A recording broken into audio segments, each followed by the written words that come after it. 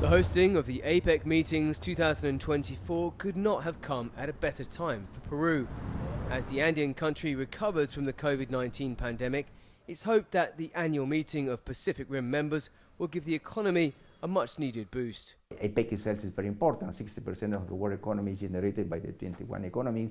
50% of world trade is generated by those economies, and in that group is the biggest economy in the world, United States, the second biggest China, and the 4 or 5 Japan.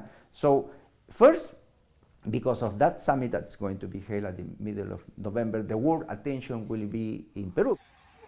Peru's foreign ministry announced that 16 leaders, including presidents and prime ministers, will take part in the mid-November meeting. This is where business leaders and heads of state will be mingling next week, signing off Peru hopes on new deals that will give the nation a better footing in the global economy. But that's not the only plus point for Peru.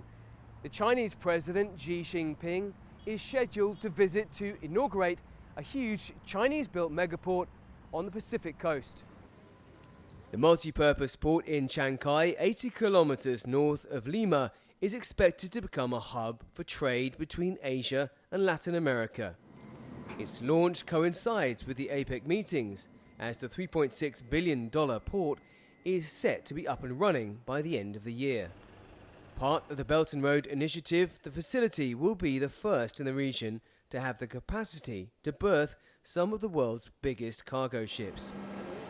By slashing freight times by as much as 12 days, the new port will cut costs and make Peruvian products, from textiles to minerals to fruit and vegetables, more competitive. We have been very close to the US for several decades, no?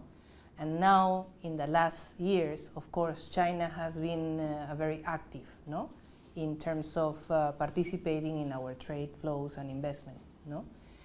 The way we see it is that these two big guys will set up their own policies, and we have to check and see what is best for Peru. This will be the third time Peru has hosted the APEC meetings, and Peruvians are enthusiastic about the employment and investment opportunities.